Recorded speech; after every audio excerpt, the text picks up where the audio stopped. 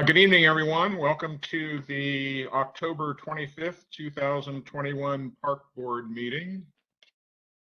We have a fairly full agenda this evening. Before we get rolling with anything, let's do roll call. I'm going to go around, and if everyone could take yourself off mute if you are, and just say that you're here when I call your name. Brenda. Present. Jonathan. Present. Linda.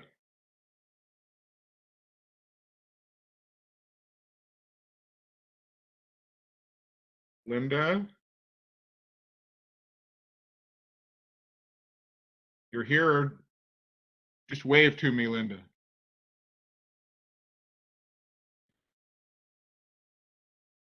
We'll move on. Danielle. There's Danielle. I'm here, thanks. Marlene. Hi. Marlene's a wave. There's Marlene. Zach. I'm here. There's Zach. Okay, our group is here. We've got Ruben's going to come a little late, and Chris and Jeremy are excused absences this evening. So thank you for that. Next is approval of minutes. Everybody have a chance to review minutes? Are there any corrections or comments? Not seeing anything. Given that, is there any objection to my approval of minutes? Not seeing anything. So since there are no objections, I hereby approve minutes from our last meeting in September.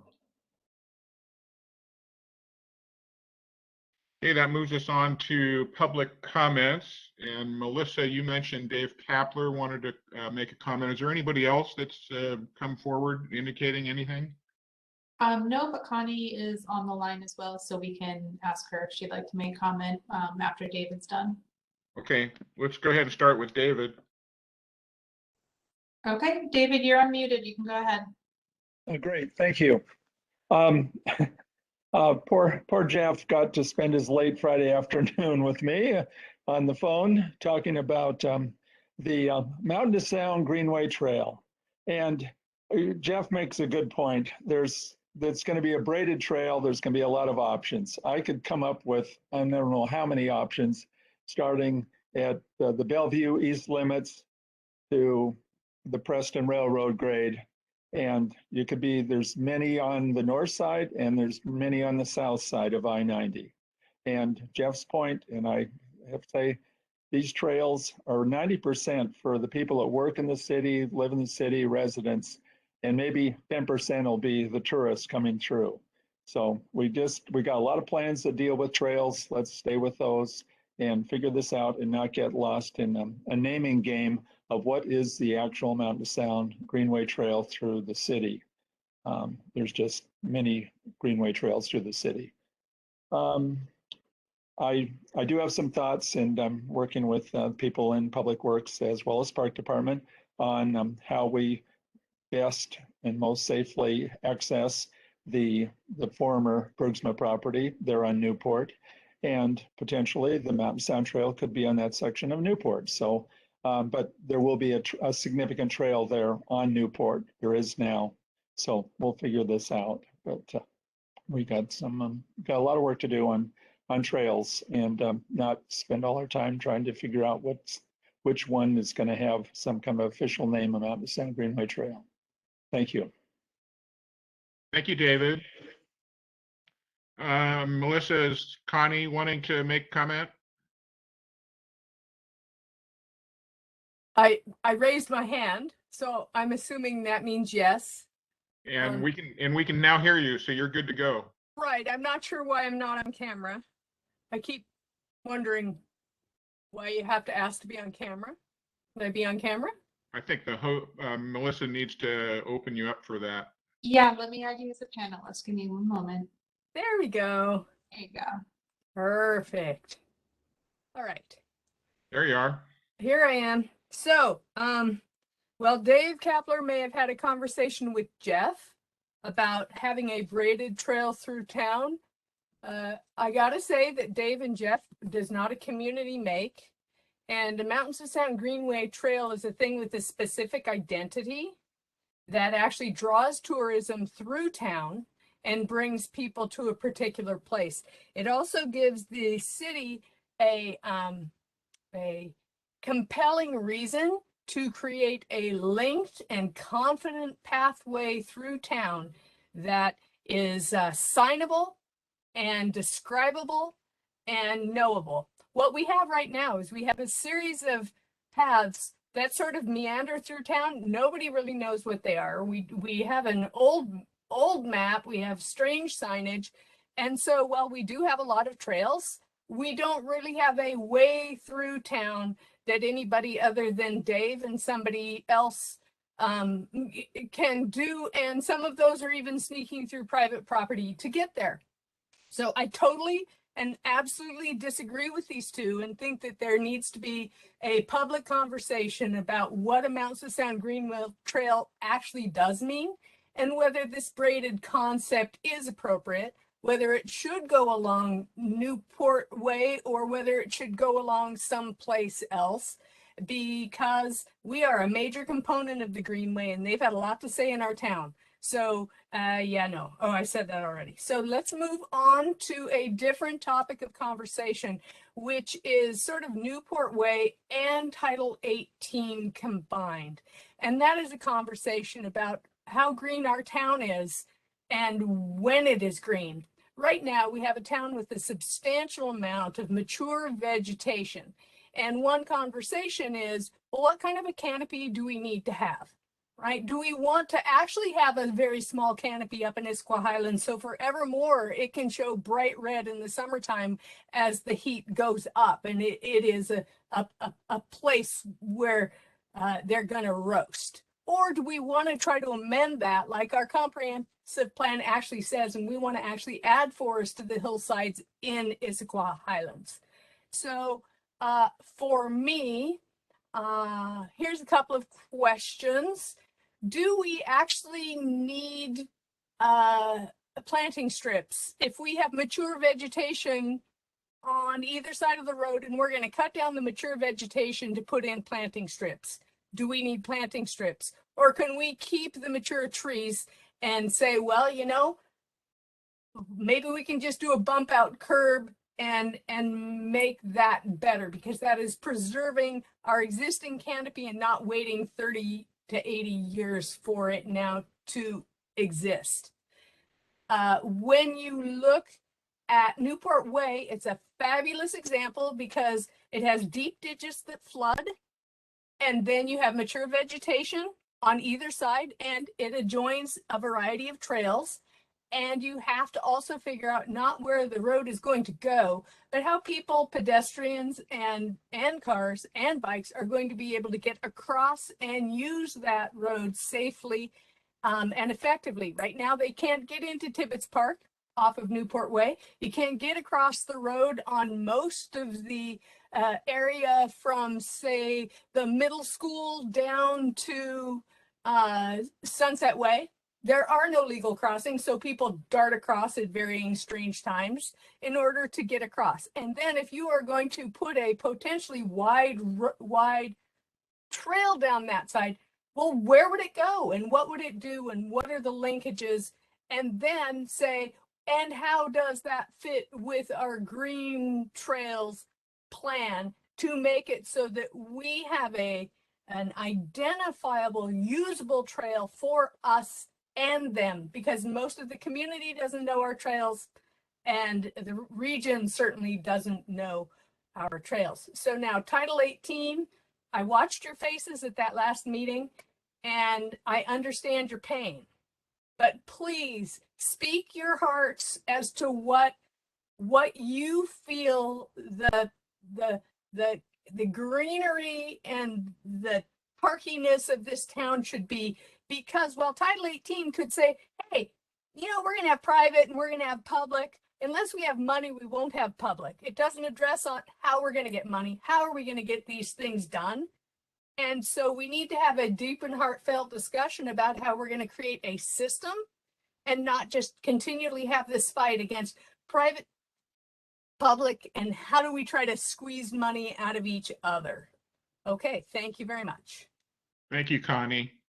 I don't know that Jeff made any final determination on Mountain to Sound Greenway. I'm sure. I didn't say he did. I just said he and Dave do not get to make that decision while I have any yapping to do. Okay. Okay. Thank you, Connie. So we're now on to our regular business for this evening. We actually have 5 items, so it's a pretty packed house. I'm going to try and be a bit of a task manager here to try and keep everybody within our time zone so we can get out of here by 9 tonight. So we have 5 items tonight. We're going to have an update on Title 18. We're going to have a presentation on Newport Way, and we're going to be talking about rules and regulations, a brief update on anchor parks, and a brief update on the dog parks, or dog park, I should say. So that being the case, I'm going to start out introducing Jeff, who is going to kind of give a little bit of a overview and then bring in Minnie to talk about our first topic. Go ahead, Jeff. That's great. Thanks, Brad. Good evening, everybody. Yeah, thank you to our 2 public speakers too. I'm not in between those 2, but I maybe under director's report, I'll give some added context and some of my thoughts there. But first, let's talk development code. So last September 9th, I believe it was, you all had a joint meeting with the Planning Policy Committee. At our park board meeting, we talked about having some follow-up. Thank you, Minnie Dollywall, Director of Community Planning and Development, is with us. I'm going to take a second here and try and frame up the conversation and really hope that this is much more of a facilitated discussion for all of you to share your thoughts and questions that you might have. City code, development code can get really wonky and really deep really fast. And so I thought I'd just take 3 minutes here and try and tee up this conversation. Minnie did a great job providing you all a memo, but I want to frame this conversation from a parks perspective to code, as opposed to trying to think we're going to know code and go from code to parks. So when we think about a community wanting to build, sustain a viable, vibrant park system, parks, open space trail system. In order to do that, there really are 3 key tools that a community has at their disposal to make that happen. And I want to talk really lightly about all 3 of these tools and how they really have to complement one another as we go into this conversation. So Issaquah, for example, a park strategic plan does not create a park system. It doesn't, we don't set it on the ground and push a button and voila, it happens, right? It's really just meant as a vision. For that vision to happen, you all as residents and as a community have really 3 tools to use. That first tool is a capital investment. How do you all decide to, through your work with the city council, through a 6-year capital improvement plan, a number of things we've talked about, but how do you want to invest in your infrastructure related to parks, open space, and trails? How do you want to buy land? How do you want to develop those parks? How do you want to reinvest into them? So capital is tool number 1.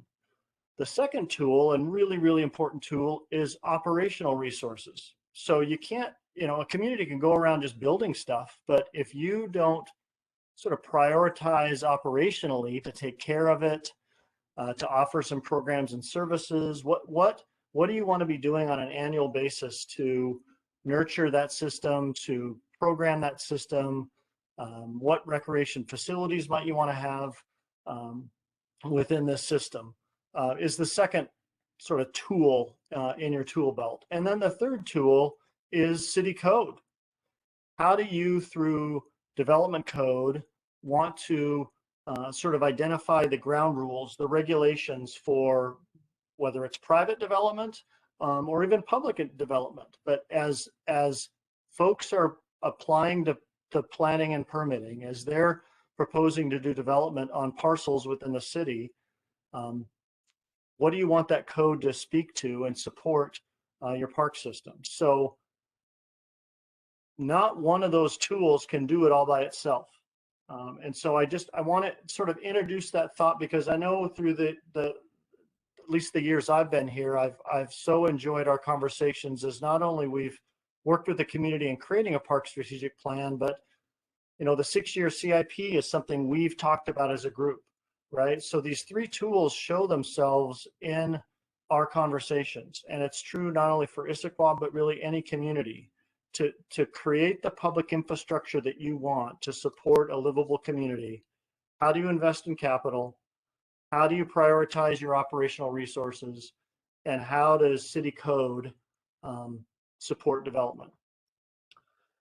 So with that in mind, within the memo, I'm going to, I guess, just open up with the first question that Minnie shared to you. And that really is, when you think of the park strategic plan, when you think of the vision of that plan, how can the city's development code help to bring that plan to reality?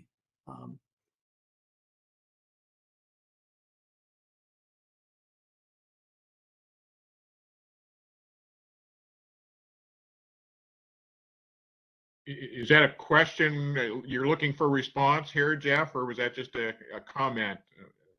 That was a question. Sorry for the pregnant pause. So, Could you give us an example?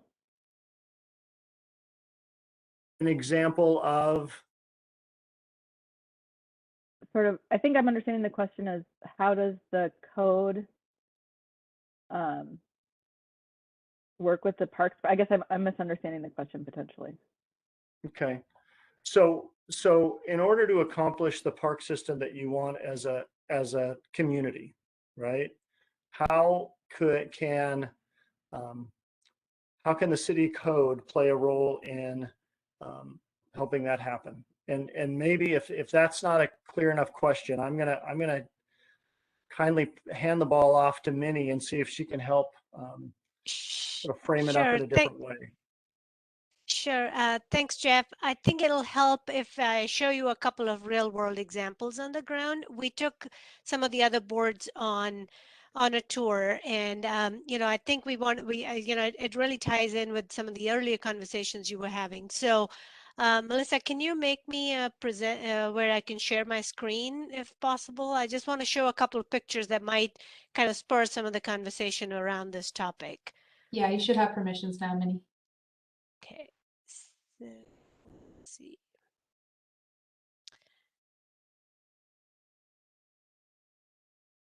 Can you all see my screen? Yes.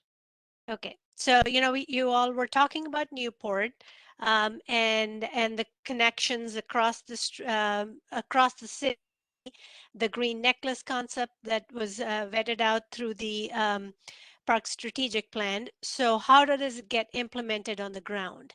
On a piecemeal basis, when development occurs, that's where Title 18 or Land Use Code comes into play. So you see this path in front of this. This is Riva Townhomes up on Newport Way. So because this was identified in through your work, through the community's work as a cross connection, we were able to get this developer to provide this connection, a trail connection that has buffer, plantings from the street. We are going to have conversations about how wide the strip needs to be for these trees to be effective and good in the long haul. But beyond that, really having a shared use path for people that want to walk, bike, and use this as a trail connection.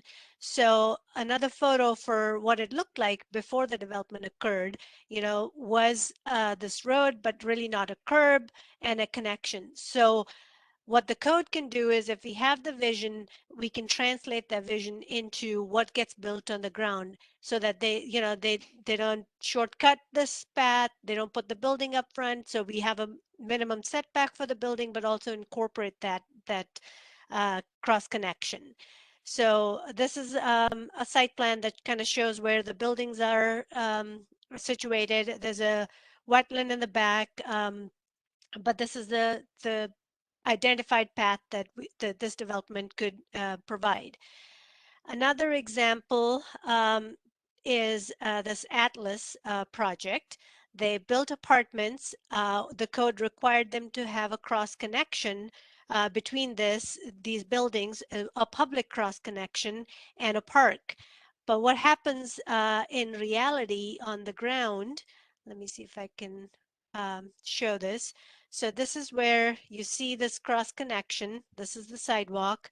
And when you come in, this is a public path.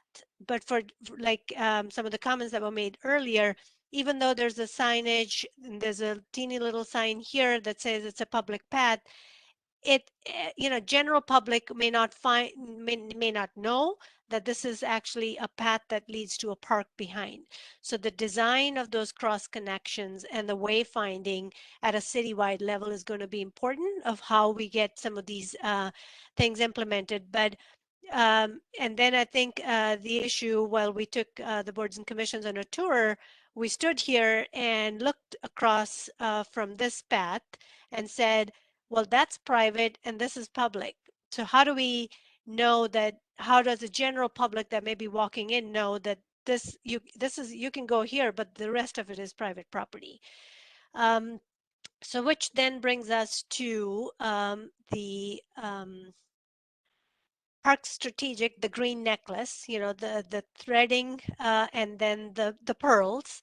We were, having a conversation with Jeff earlier about as development occurs at piece by piecemeal, there'll be one development that goes here and here, and however the infill occurs, we can, through this code, ask for those kind of cross connections. So this identified some of the projects, which is really helpful from all the work that was done, so we don't miss those opportunities. However, Minnie, if yeah. you've changed your visual, I think we're still seeing the Atlas Okay. visual. So let me, I think I shared the application. I need to go to Google Chrome. How about now? Yep. Okay, perfect. Thank you. So in this map, I think the numbers identified, majority of these are cross connections that we can try and write the code to say when development occurs, at least along the frontage, or even cross connections, that we don't lose that opportunity to maintain those connections. However, some of these larger green areas, identifying a park here and a park here and what that would mean, those, like Jeff was talking about, will require cities' investment in capital improvements plan through, and then also then operations of those larger facilities. Each development that comes in is subject to, parks impact fees. So those can be used to fund some of these actual capital improvements. But that's a portion of the cost. These things, as you all know, cost a lot of money to purchase land, to build these parks, and then to maintain them over the long haul. So I think our job, all those three two-legged stool items that we discussed are really important. In community planning and development, we are focused on right now of updating our codes. So they complement those other two things. They don't, they remove the barriers for being able to get this vision that the city and the community desires. And we need your help to kind of say, this is really important. Make sure you get this written in the code, that this vision is not, lost, or whatever your feedback is in terms of how, from your perspective, I think most of you probably had your fingerprints on the Spark strategic plan or participated in some way or shape or form.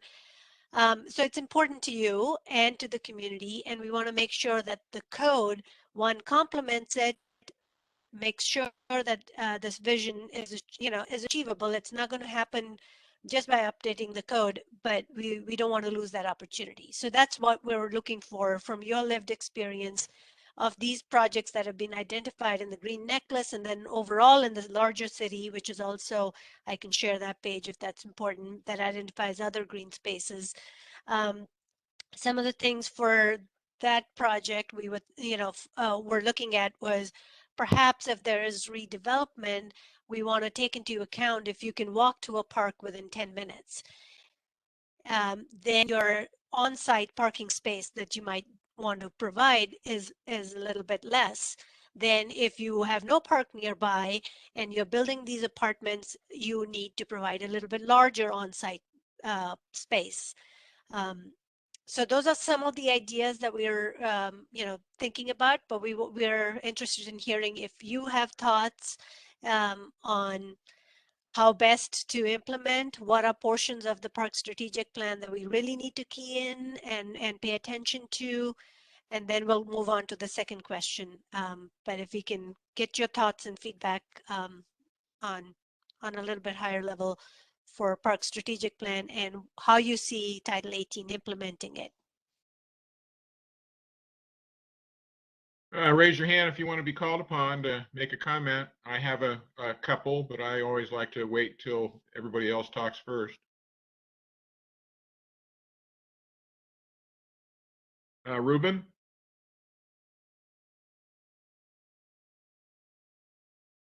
Can't hear you, Ruben.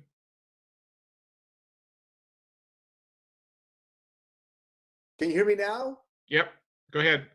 Yeah, I sort of need a refresh on park impact fees and how that works. And can they be made smaller, larger? Does the money have to apply to a certain location, or can a developer provide impact fees that we can use at our discretion in the Parks Department? Jeff, you wanted to take that one? I'll take a first shot at it and then let Minnie add to it. So Ruben, yeah, great question. So the city does have park impact fees.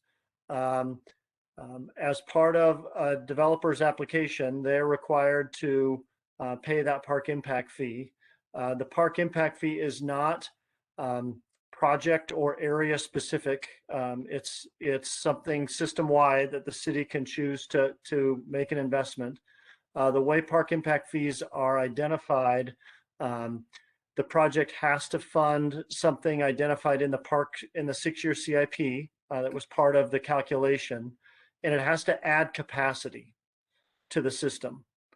So those are some of the key requirements of a park impact fee investment. So it's a critical revenue source for how a city builds and grows its system.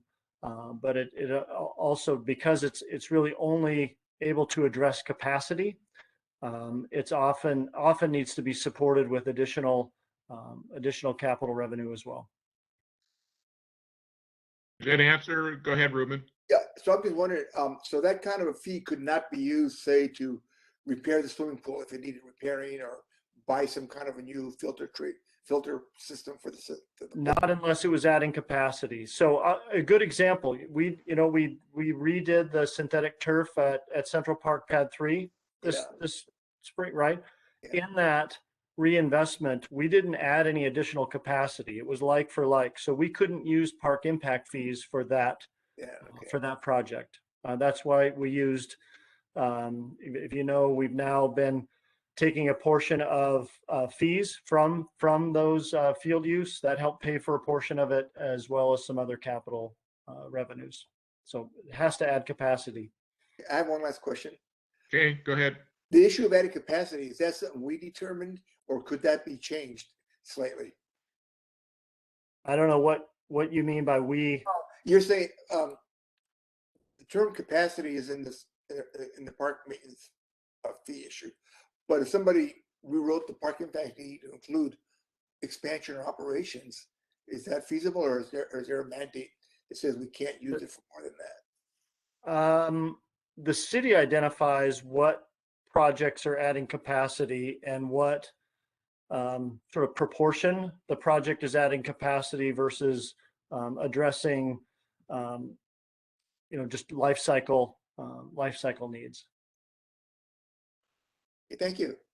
Can I just add, Go ahead, Jen. RCW Revised Code of Washington actually dictates how impact fees can be used. So they're the ones that dictate the capacity versus maintenance. So we're under state code for that. Danielle, go ahead. So I don't know if this is applicable to this conversation or not, but one of, I guess, my frustrations from living in one of our master communities in Issaquah is with respect to those, the developer being able to not develop the parks in the neighborhood, but rather pay a park impact or pay, I guess, to kind of get out of that. And well, I understand that that works well for the city on a whole, because it enables us to build parks where and build capacity elsewhere. On a granular neighborhood level, it's not beneficial. And so, you know, and it's much more difficult to go in and kind of backfill those parks later. So that's what happened in Taos. We have a few like very small neighborhood parks that the developer put in. Not a lot of usable space, you know, and they're kind of like the pieces of land that probably couldn't be developed in some cases. And then we as a city had to go back in and put a neighborhood park in later. So I don't know if that's the kind of thing that can be addressed in what you're talking about. But I would love to see it so that if there's a requirement for a park, that there be requirements for neighborhood parks, and that's something that the developer actually has to do. That's a great point, and if- Danielle. Yeah, and I think it's very spot on to this in terms of how does development code both maybe require some on-site recreation requirements for future residents living there, but also recognizes a park and impact fee as well. And I think that on some level, you know, there may be cases where it's totally appropriate to not have, you know, to not build that neighborhood park. But in our neighborhood, there's a lot of people who live here, and it would be, you know, it could have been a much more kind of like a much better neighborhoodly environment for families. And there's so much that happens in parks, right? You get people like hanging out together and talking and meeting with people and whatnot. And when we allow a developer to just push that responsibility elsewhere, and you push those parks, like the park that got funded with Talos money primarily is Squawk View Park, like on Issaquah Hobart Road. I think I got that right. And you know, so that's not a park that benefited Talos neighbors and community. The other thing I want to point out is so much of our talking recently on our park board has been about connections and trails and like walkability. And that's something else that I see in my neighborhood in Taos, that there are places where, and I don't know why this was allowed, but where there, you know, a sidewalk comes off the street and then it dead ends, and the sidewalk gets picked back up, but on the other side of the street. But in the meantime, it's a street that's just, you know, like winding through a neighborhood. And so it's completely not safe for like young kids or really anyone. But you're forced to cross the street and kind of meander through. And so I would really like to make sure that that's not, you know, something that a developer, you know, can do just to maximize their developable space. Thank you, Danielle. Is that it? Okay. Yep. Marlene, you had a comment? Yeah, I think I'm adding on to Danielle's because I was going to talk about the sidewalk thing as well, because I find that very frustrating as well. It sounds like we have it in multiple places, wherever we have new development where we just start and stop sidewalks. We've got little kids. They either can't be out, you know, mid-sized kids can't be out on their own because there's too much traffic, or, you know, can't walk safely to a friend's house and they should be old enough to do so. So I think that would be one that I think is definitely code. I think the other thing that I would think about is we're talking about the parks. I agree that we should try to figure out a way that they have to fund parks within walking distance from where these developments are, and that there's some sort of, and maybe this already exists, so I'm obviously not a code expert, but like for the amount of high density, like based on the population that's going in, how much park space is needed. Because I think like we get these little teeny tiny parks in these little places. And I'm like, who's like, what's the point? So I guess, you know, a lot of these neighborhoods are being built without big yards, or the houses are just getting built right on, or they're apartment complexes of high density housing that I know we're planning on. So I think it's important for me to understand, like, based on the density, how much space, how much park space should they really be putting in these locations? Thank you, Marlene. Good comments. Zach, you had something? Yes, there's a development that I found myself kind of walking through, I don't know, several months ago. I think it's the Anthology complex there near I-90. And I did kind of enjoy that it seemed like they mitigated somewhat on site. It appears that they restored like a wetland on sort of the northwest side of that complex and added in like a nice boardwalk. But once again, there wasn't necessarily a lot of signage in terms of like conductivity to other places, but it seemed as though, I mean, that particular complex, you know, I find myself kind of walking through randomly places, and that was just one that I found that it seemed like they did a pretty decent job of, you know, restoring some lands, mitigating somewhat on site, some things that they maybe could have done better, but I'm not sure exactly what sort of what was in place for that particular development, but it seems as though they did a pretty decent job of adding to some things on site. Relatively new development in Issaquah.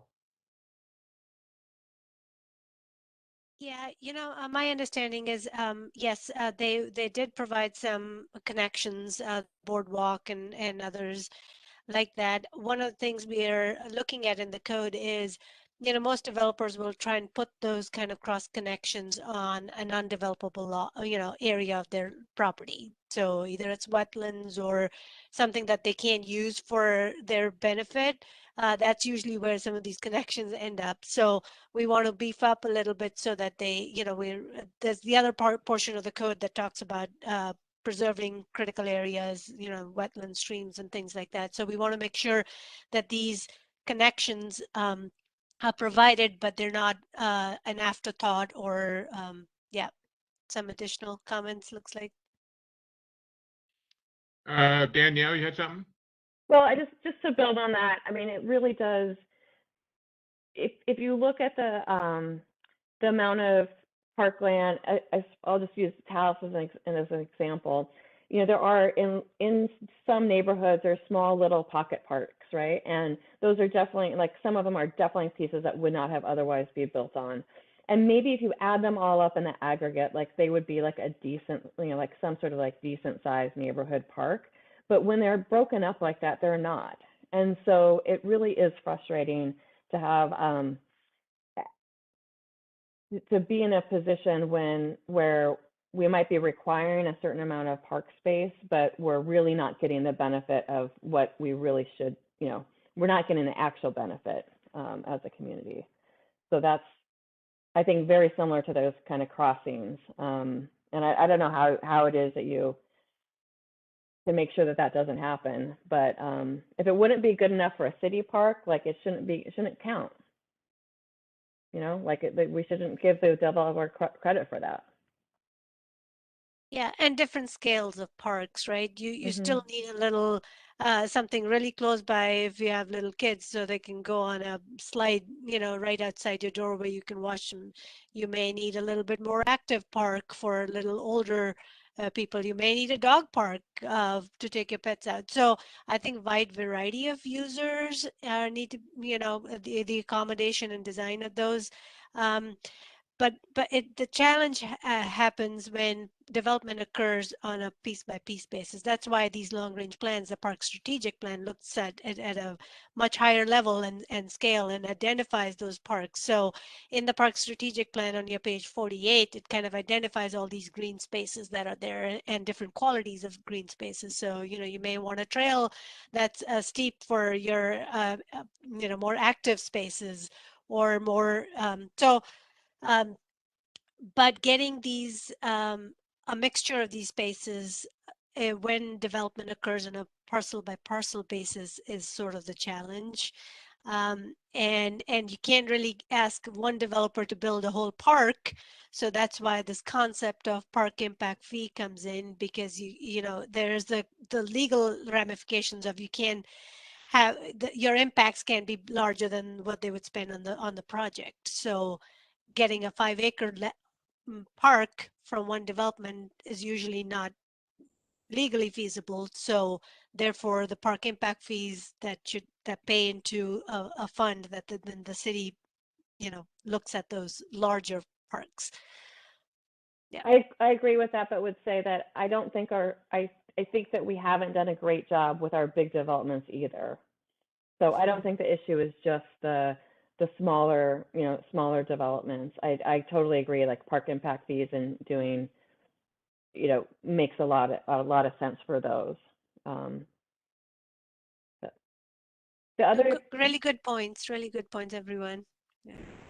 I guess the thing that I would, you know, I also would add that connections, it's already talked about, huge importance. You know, I think in order to comply with the strategic plan, one big element is really the corridors, the north-south corridor and the east-west corridors. And because those essentially are what fuels the connections throughout the city. You know, additional things, I guess, would be some consistency.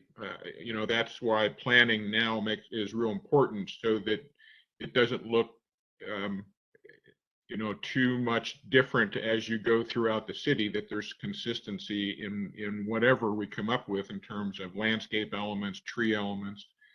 The landscape elements are important for sure, and really need to tie that down so that we're dealing with proper plantings, so that things don't have to get changed 10 years from now, so that, you know, all of that has to be in code now so that proper plantings are put in place. And are there irrigation systems or not?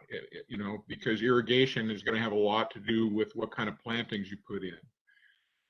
Native plants may not survive if it's not in a forest setting unless it actually has some irrigation. So, I mean, I think those are important components to consider when you're doing these buffer areas, you know, to just not stick something in because it's a native plant, because it may not live if it doesn't have the proper conditions.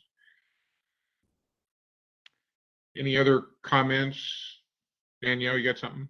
yeah, just unrelated to my prior comments. I know, so Connie's mentioned a couple times to us about, I think about like the trees along Newport Way and Tibbetts Park. And we have that stunning, they're especially stunning right now, right? Like there's a beautiful, well-established line of trees. And I do think that we should do something to make sure that if we were to remove that string of trees, it would be for like a really good reason. So, and I don't know what that reason would be, but I wouldn't want us to have a land use code that requires us to say like, well, if we're going to redevelop that road or redo that road and we need to, you know, to add a planting strip and then and then that requires us to basically get rid of those trees or to add a sidewalk or whatnot. I just think that we need to there are certain places in our city where we need to be thoughtful. And I would hate to have us lose like a real element just so that we can, you know, check something off the box that we, you know, have this like standard way that we want everywhere else in our city to look.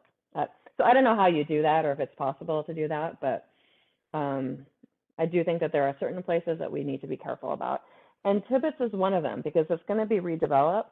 And, you know, it might be that having a sidewalk along Newport Way is not going to be what what we want. It might be that we want like a multi-use path that kind of goes on the other side of those trees. I don't know, you know, like, but we're going to be looking at that. And so I would hate to have something, you know, I just think you can't like go back and fix that quickly, you know, if you take them out. Sure, sure. And it takes Yeah. years for the new trees to kind of get to that maturity. Yeah. Yeah, You know, one of the things that I saw, Minnie, in your write-up that was a little bit concerning to me, I kind of want to follow up with something Dave Kapler mentioned a meeting or two ago, that canopy is also about quality and not just amount. And one of the things that I saw in your write-up that was disturbing to me is that an 8-inch diameter alder tree would be classified as the same as a 20-inch diameter redwood cedar. So totally different quality of trees there. And where a red alder, the life expectancy isn't necessarily that long, whereas a western red is. So, I mean, those things really have to be factored in. And I would not say that those two types of trees should be considered equal. And apparently the code says they are. And so to me, that needs to be revised somehow. I don't know how, you know, a deciduous tree versus a conifer tree, for instance, another big difference. And to classify them together, I think, is something that needs to be worked on to establish a better quality of the canopy, especially. And yeah, I no, think in great Director point. Yeah. Dollywall's write-up, she was not stating that as a recommendation. It was a Right, observation of, yeah, how do we right. address that? Yeah. Yeah, so that's how the current code is. So we're trying to fix it. And the proposed approach is, you know, right now you say if you meet your minimum density of 2 trees per 5,000 square feet. So if you own a 5,000 square foot lot and you have 2 trees, you can cut the rest of them down. Under the proposed approach, it would be what kind of trees do you have? What kind of canopy do they have? And you need to preserve that canopy. But you know, you're allowed to cut something as long as the canopy would grow up to be the same kind within certain time period. So all of those details are going to be worked out, but that the density approach seems to have that one, you know, treating different, it doesn't take the quality of the tree into consideration. So we want to fix that. Yeah. Yes. Do you, when you are talking about trees and the canopy like that, do you take into consideration, if you're, like, does that apply to individual lots? Like It a homeowner's lot? correct. So, you know, what I see in my neighborhood and even on my lot is that we have a lot of trees that were, you know, planted by the developer that are really, like, now that 10 years, 20 years has gone by, like, they're not actually appropriate trees for that, you know, that space. And so that's just something else, I guess, to layer in and think about, because it would be a shame if you ended up like having to keep a tree that, you know, was going to, you know, that is basically growing into your house or taking up the sidewalk or whatnot.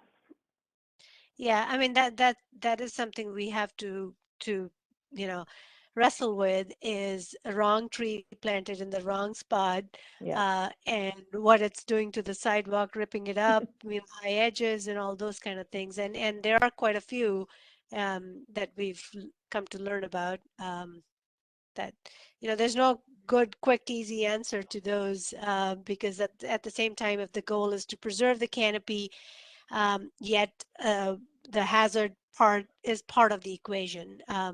Whether it's for wildfire, you know, we need to create a fire break, or if it is a tripping hazard and it's, you know, ripping up the whole sidewalk or the street, or it's going to fall on your house in a windstorm, you know, very recent.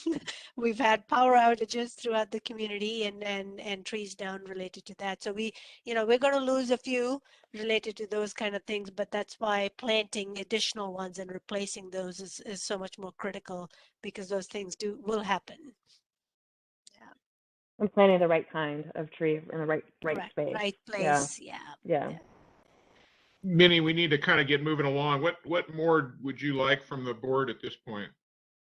You know, I think we've got some really good conversation from you today. So I think we have enough, but you all will get back with the Planning and Policy Commission when we'll share the draft code.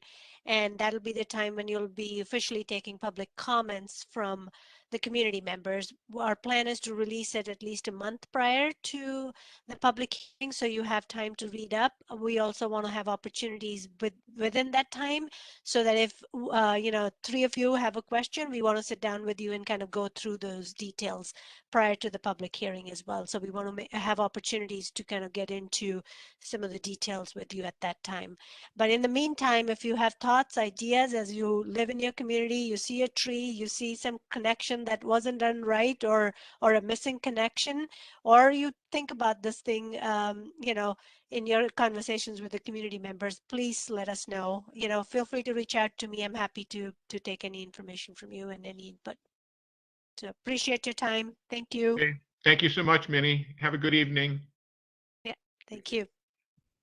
Thanks, Minnie, so much. And thank you, board members, for just for the discussion and feedback. Lots of work ahead, obviously. So up next, we're going to have John Mortensen from the city talk a bit about the Newport Way Corridor. And John, I'll let you go from there. Thank you for the introduction. I'm John Mortensen, Transportation Engineering Manager with the City of Issaquah. I've got an item to present to you today about Newport Way between Maple and Sunset. I'm going to go ahead and share my screen and start my presentation.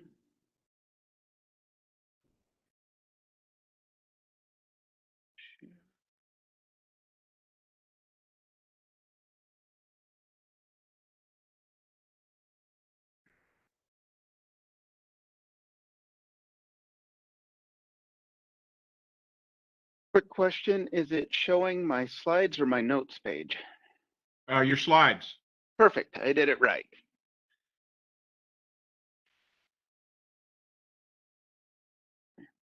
Just to give you a heads up, John, we only have about 20 minutes for your portion. Yep, we should be able to make it in that time. Okay. Tonight's item is an informational item, and sometime tomorrow, either Jeff or Jennifer are going to be sending out a doodle poll for an upcoming joint meeting between the Transportation Advisory Board and the Parks Board. And my presentation tonight is to help prepare the Parks Board for this upcoming joint meeting where we'll be discussing this project. A little bit of background on Newport Way between Maple and Sunset. The history of this project goes back a very long time, but we're going to begin the history around 2009 to January 2011.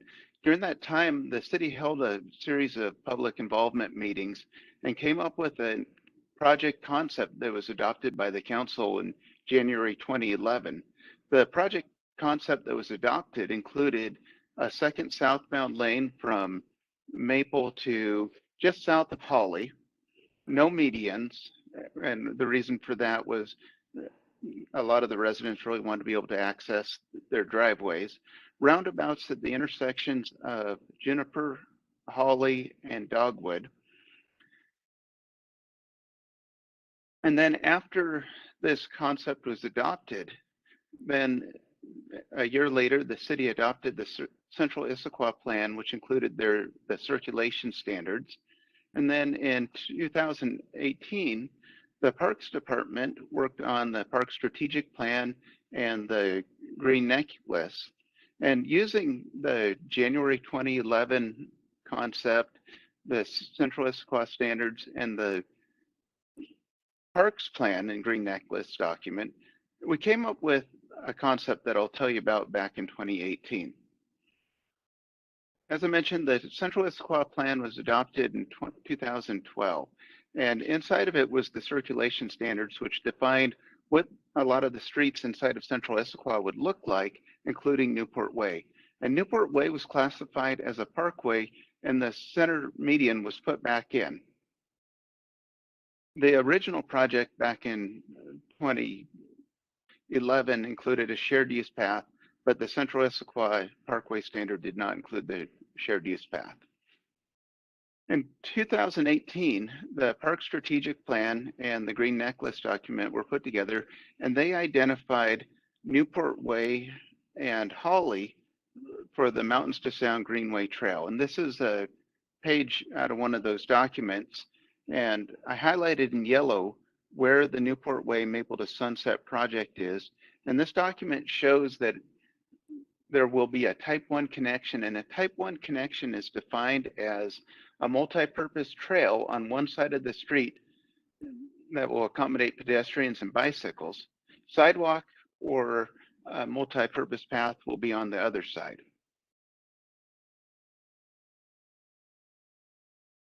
And what happened is we took, the project design team took all of those ideas, the original concept, the Central Issaquah plan, circulation standards, the park strategic plan, and we came up with the concept that's on this screen. It had a shared use path on one side, buffered bike lanes, it had sidewalk, medians, planter strips, and I think it's a really good concept that we had for the project, other than the cost was $40 million.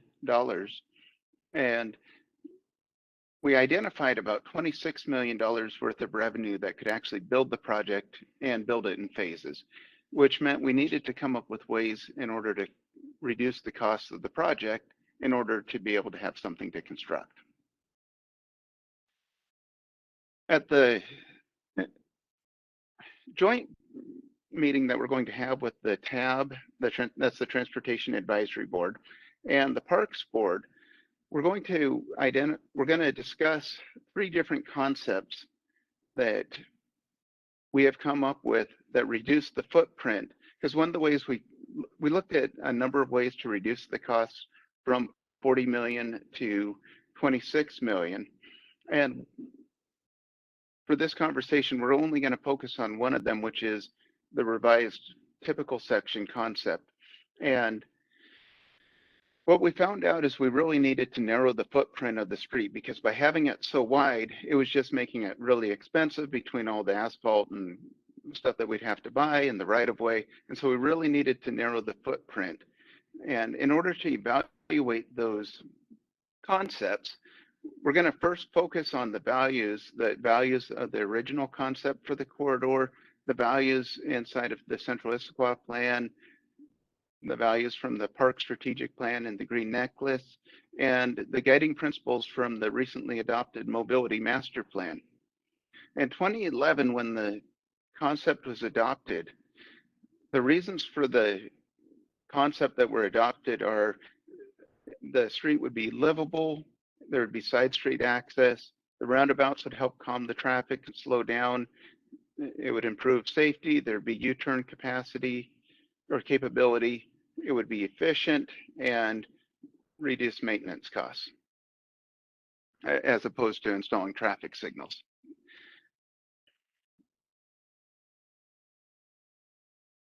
For the park strategic plan and green necklace, when the public was asked, what does success look like for the green necklace?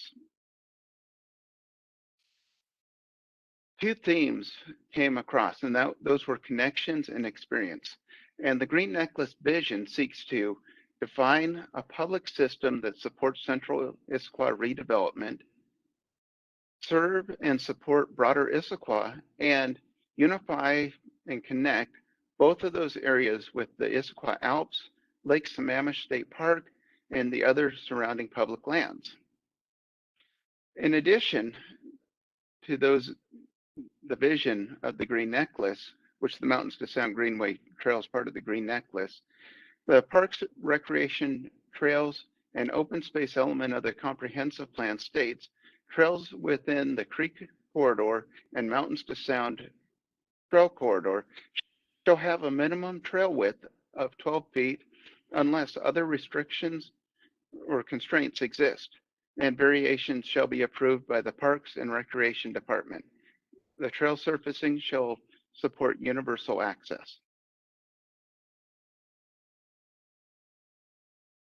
The intent of the Central Issaquah circulation standards are the values that we have for the Central Issaquah plan, and those are to ensure adequate, safe, and reasonable access and connectivity, prioritize non-motorized and transit users over motorized users, yet seamless, fair, and convenient for users, prioritize local vehicular traffic over regional vehicular traffic, contribute to the public realm through well-designed and inviting movement zones, accommodate incremental redevelopment through phasing and the recognition of the potentially intricate and complex nature of decades-long implementation by multiple developers, provide facilities appropriate for the anticipated use with minimum paving width, provide a variety of facilities that accommodate multiple functions that occur, such as connectivity, recreation, passive use, informal gatherings, and stormwater, establish a public realm that helps to define the character and image of Central Issaquah, and the last one is allow for flexibility in design and location of circulation facilities. The mobility master plan was something that the city put together after a large public involvement process and worked a lot with the Transportation Advisory Board. And it had these 6 guiding principles. The first one is to improve mobility within Issaquah today, provide safe, accessible connections within Issaquah to provide near-term benefit to people of all ages, abilities, incomes, and backgrounds using all travel options. Prepare for growth. Coordinate transportation with land use for anticipated growth by building a complete multimodal network that fits the context of Issaquah's neighborhoods. Better connect Issaquah with the region, leverage regional investments, and prepare for light rail to connect Issaquah with the region. Promote environmentally sustainable mobility. Embrace environmentally responsible transportation system to protect Issaquah's natural environment. Invest wisely. Apply sustainable funding practices, including prioritization of system maintenance along capital investments to best leverage prior investments. And the last one is anticipate transformation. Develop a transportation system that enables new technologies, emerging transportation options, and economic trends. After looking at all the different values from the different sources that come together, there are several common values: safety, connections, non-motorized transportation, all ages and abilities, character and experience, environmentally sustainable, and prepare for growth and redevelopment. And when we start our meeting, that's going to be the joint meeting with the Transportation Advisory Board and the Parks Board, we're really going to focus on these values and talk about them before we start getting into the concept, with the plan of, if there are conflicts or disagreements, or as we're trying to prioritize the evaluation of these alternatives, we can come back to these values. Now, to talk a little bit about the alternatives, the first one is one that would accommodate or do the trail connection by actually splitting the trail and separating the users on both sides of the street. And so what we would have is a 6-foot wide bike lane next to a 6-foot wide sidewalk, and it'd be on both sides of Newport Way, and with planter strip to separate the non-motorized traffic from the vehicular traffic. Alternative B is a very similar concept in terms of the layout, other than one side would be identified as the Mountains to Sound Greenway Corridor Trail and would be signed as the Mountains to Sound Greenway Corridor Trail. And the other side would be an equally wide sidewalk, which could also be a multi-purpose trail. And that is alternative B. And alternative C mixes things up a little bit differently in that the trail is widened to 14 feet wide, and the other side of the street has an 8-foot wide sidewalk. And that concludes the presentation that I have. If you have any clarifying questions, I can answer those, although I do want to save the discussion for when everyone's together in the joint meeting.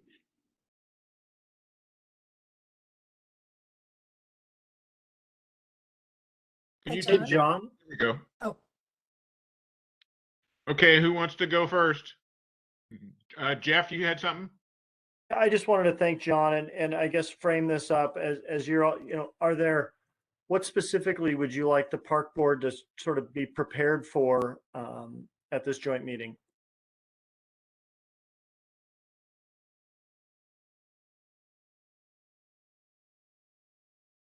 Jeff, was that for me to answer or for the?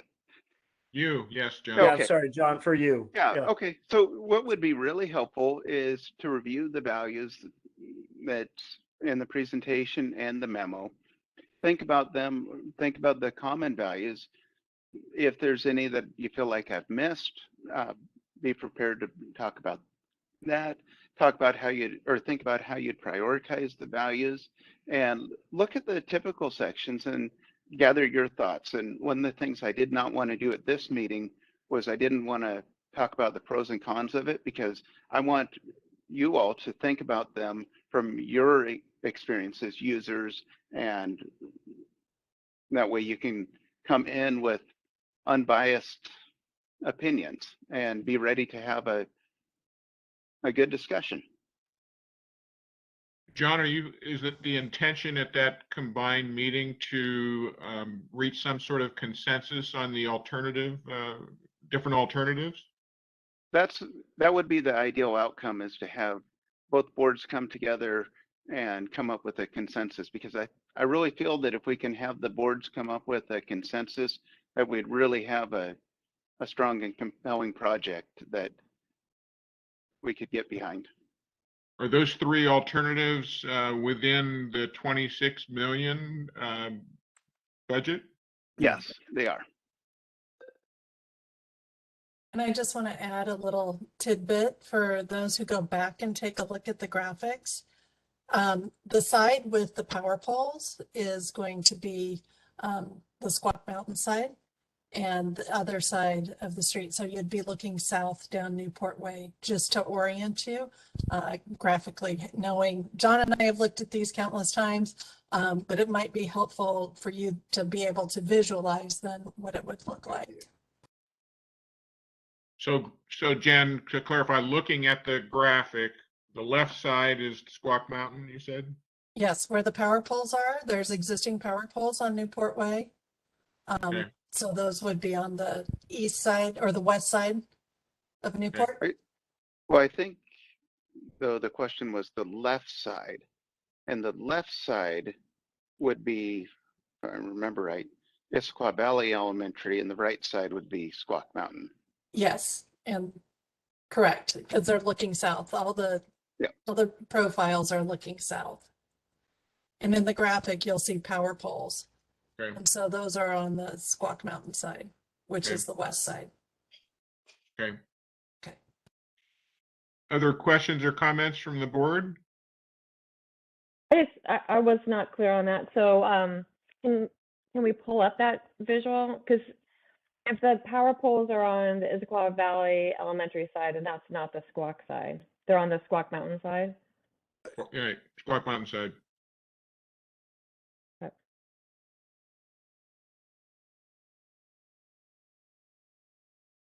So the left side of this picture is the Issaquah Valley Elementary side, and the right side is the Squaw Mountain side. Yes, that's correct. And that's consistent with all the visuals that we've seen. Yes. Okay, so this is like going from Tibbetts Valley Park if we're going towards like. So going north. Yeah, it'd be nice to actually add to that north-south so that people could actually get a visual of what, essentially this is looking south, right? Correct. Yeah, so this is, since this is the Parks Board, I'll say this is as someone would be riding their bike to the swimming pool. Okay. From Tibbetts Valley Park. Yes, perfect. Yes. Yeah, leaving Tibbetts Valley Park to take a person's bike to the swimming pool. Okay. Thank you. To And this is kind clarify of though, like- John, this is not a proposed right-of-way prism in front of Tibbetts Valley Park. Correct. This is basically from Target Right. down south, correct? Yes, that's a good point to make, Jeff. I And think that John, was as- my as- clarifier. So this is going all the way down Newport. And as a clarifier on the option C, where it was larger on one side, now I can't remember, was that the side that would have the Issaquah Valley Elementary side? Correct. Okay. And would that be mixed use, so you'd have bikes and walkers on that, or was it separated, like bikes, walkers on either side of the Mixed. street? Mixed, okay, Yes. thank you. And as a part of this project, are they actually not going to bury the power lines? They're actually going to leave them in power poles? That is another discussion as one of the potential cost savings that we've been discussing with the city council. And we presented some options to the city council. They had some questions, and I want to return to the council with the answers to the questions, along with the feedback that we get from this joint meeting. Is there a plan for once you get to that intersection where you would go to Target or Tibbetts Valley Park? That's Maple, right? That's where this project ends? Correct, yes. Yeah, and so there's something else in the works that would address where those big multi-use trails would go from there? Sort of. There's the park strategic plan and Green Necklace that identify the Mountains to Sound corridor continuing along Newport Way. And then the Central Issaquah plan talks about the makeup of Maple and Newport. So we're not as far along on those, but those are really important connections because right now we have two projects underway that are doing a huge portion of this, and that's Newport Way between SR 900 and 54th, and Newport Way between Maple and Sunset. And getting that middle connection is really important. And one of the things I did not mention is both of the two current Newport projects have federal funds for design, which means we need to advance these projects to the next phase or pay back the federal funds. And so right now the priority is to keep advancing these two projects, but it's definitely a huge priority to also connect them because it'd be great to be able to go all the way along these corridors as a either pedestrian or bicyclist. So when we're thinking about this for our joint meeting, should we be kind of considering how those might play out in that, you know, that section that's not being developed? Like, should that be something we're thinking about? Okay. And can you share with us, is the Newport from State Route 900, like towards Bellevue, that section, is that in full design? Like, do we know what that's going to look like when it's fully built out? Yes, that one, let me see if I can just find Or it. can you A quick share that with picture. us before our meeting? How about that? I'll include it in the agenda packet for the joint meeting that way. Okay, that would be That's a good great. I think point. that would be super helpful because, Yep. I mean, as we talk about things, should be consistent within the city, it would be helpful to know kind of what that looks like. Okay. Great, thanks. Any other questions or comments from the board or staff? If not, thank you much for that, John, and I guess we'll be seeing you here in a few weeks. Sounds great. Thank you for your time. Thank you. Have a good evening. Thanks so much, John. So with that, we're moving along to kind of an update on rules and regulations that we discovered here recently. And it looks like from what I saw, there's maybe another change in addition to quorum that we need to talk about. So Jeff, I'll pass it on to you. I guess this is something you wanted to talk about. Sure, just bringing this back as part of the open government training that Tisha Gieser, our city clerk, came at our last meeting. It was pointed out by the chair, quite observantly that our current rules and regulations had a quorum number that wasn't accurate. And so tonight, the rules and regulations are before you with the proposed amendments you'll see in section 4 of the rules and regulations, changing that quorum from 4 to 5. And then also in, I believe it's section 10, forgive me, I don't have two screens, so I don't have it up. The city clerk also suggested an amendment pertaining to agendas and preparation of agendas. Her suggestion was to become more consistent with the other boards and commissions, and also be realistic in terms of when those materials, what our goal is to prepare those, when those materials are likely to be prepared. I also would point out, as she would point out if she was here right now, that the state requirement is 24 hours. So what's proposed here with more than 3 days as a goal certainly is far exceeds what the state requirement would be for agenda materials. So with that, those proposed changes are before you for discussion and consideration and possible action tonight. Back to you, Brett. Thank you, Jeff. Okay, so before us, we have essentially two changes to rules and regulations. One is changing quorum from 4 to 5 to reach a majority. And the other is to change from 7-day notification to 3 or more day notification, in large part because a lot of information kind of comes in that last week before our board meeting, and it gives an opportunity for Melissa to then compile that material and get that out in a little tighter time frame than what we used to have. So any questions about that? And if not, I would need to have, do you have a question, Danielle? Well, I just want to, I guess, give some feedback about the amount of days for providing materials. I completely understand that often everything kind of pulls together sort of like at the last minute, and is like, that's, you know, when we get things. I think that change. I think that we revised that a number of years ago to try to give more time, because what we were finding as a board is that we weren't getting materials in a sufficient amount of time for people to really thoughtfully review them. And so there is a balance there. And, you know, while 24 hours might be what the state requires, that's a minimum. Like that's hard for people. If you want people to be prepared when they come, just the more time, the better.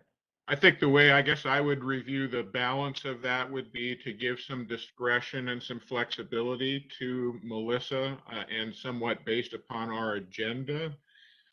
Because if our agenda is going to include a number of items, like tonight, we had 2 different items that came from staff that they were compiling things.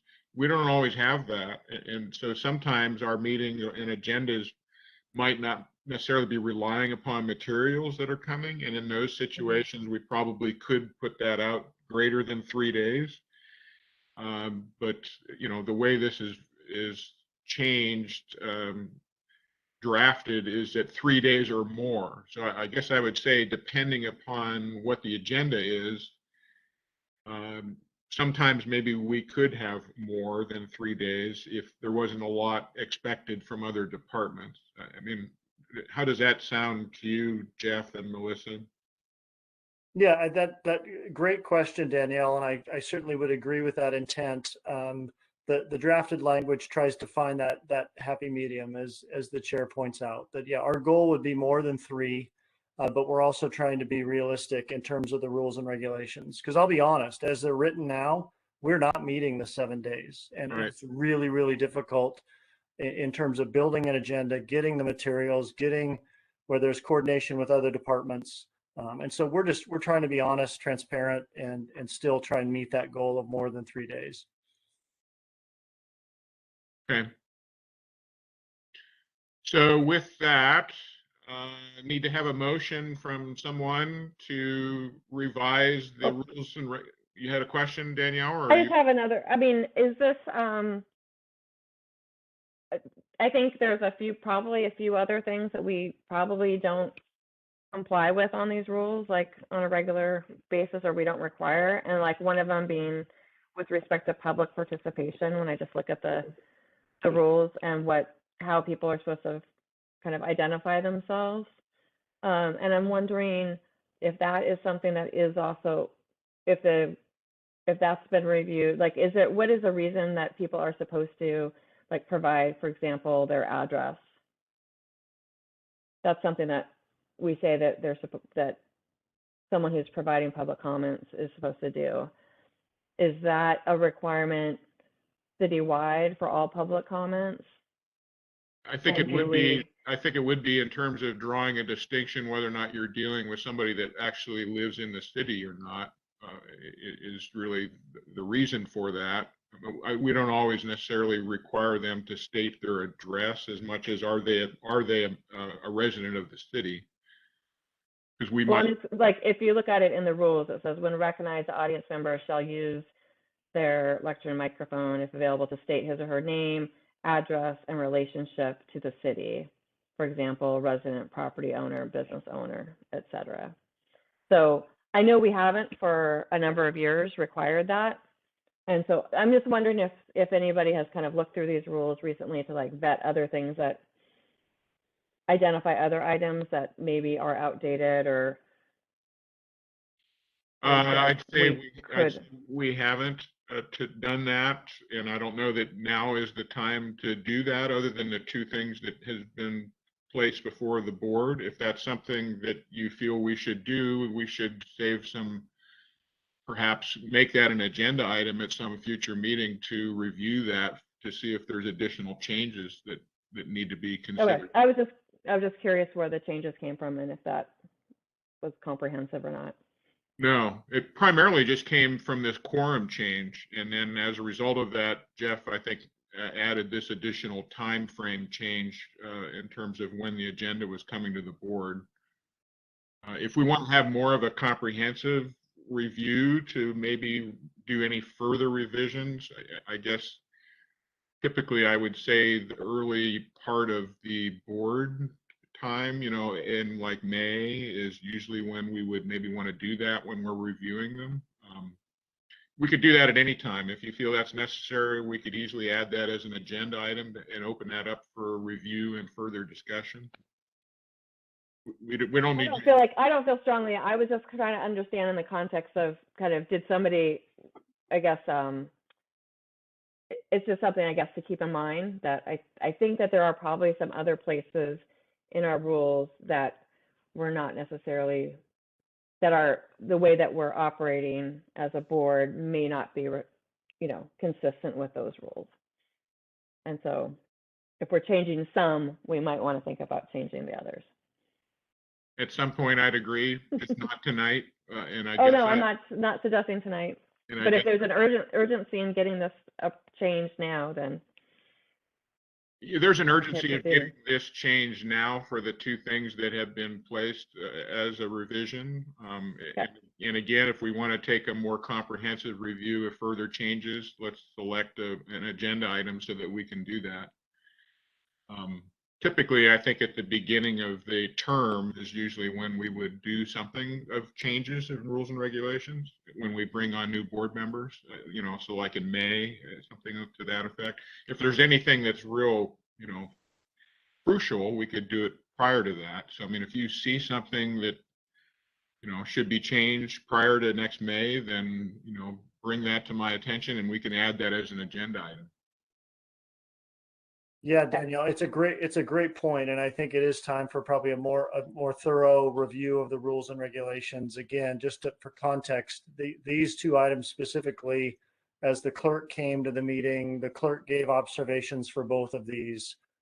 That's why they're suggested tonight. But a great point of a more in-depth, thorough review. I think it's been 3 or 4 years now.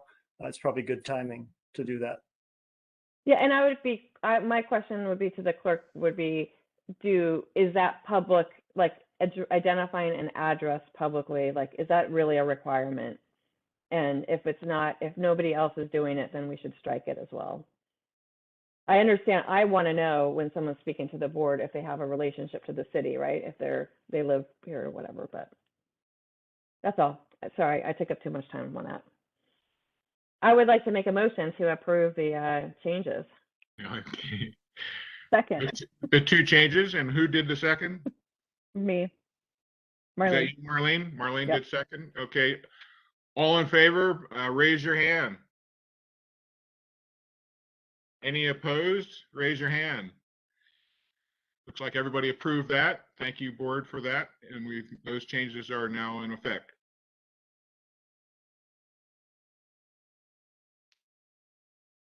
So now we are on to Jennifer has two topics. First topic is Anchor Parks, and you can watch the clock like any of us, Jen, so you know how much time we've got. If you can try and wrap up both of these, I don't know, by 10 to 9 if possible. That sounds great. Give me one quick second here.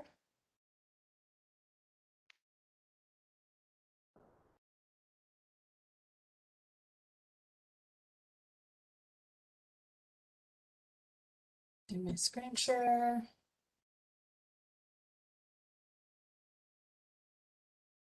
Okay, are you seeing that? Not yet. Let's try again. How about now? Yep, there you go. Okay, wonderful. So I'm here tonight, hi everyone, to speak about our Anchor Parks project update.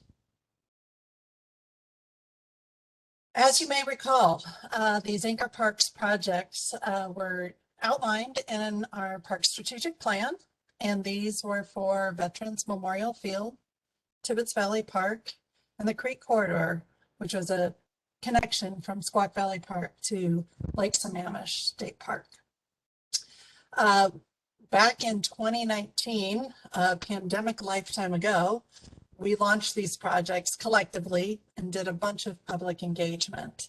And the last time the board has seen any update on this was February 24th of 2020. In summer of 2019, we started with some public engagement to learn about what people wanted to see within the park system at these specific parks. And kind of where we've been through our, through our community engagement, we have been to the park board. In July of 19, we did farmers market, concert on the greens. We did a bunch of partners meetings. In August, we came to the park board again. We talked with sports teams. In September, we did an open house and workshop. We came back to the park board in October, and in January, again, we did more with sports teams, chamber, downtown Issaquah, and visit Issaquah. And we came back to the board in February of 2020, and we're about to hit launch on our survey for 3 different concepts for all the different parks when the pandemic hit. And just as a refresher, as we begin to revive these projects, kind of where we were at back in 2020. You may recall Tibbetts Valley Park, we had come up with a vision, some themes, and some concepts for the park. Really looking at a future, how we can make this park be more adaptive and really serve the community better.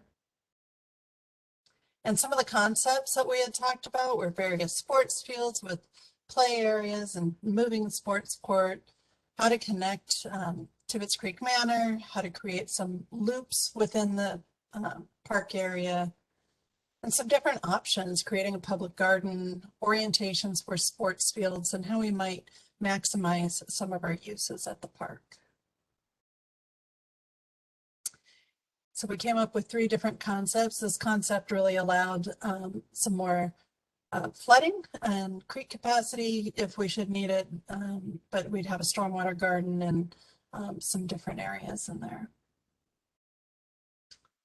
And then Veterans Memorial Field, we also talked about the vision, themes, and concepts for this. And I'm sorry if I'm going a little quickly. This is really just kind of a recap as to what's been. This is all available on the website, but Veterans Memorial Field, how can we re-envision not only Veterans Memorial Field, but Depot Park, Pedestrian Park, and really start creating more of a feel for the entire space, a connected civic plaza or civic space.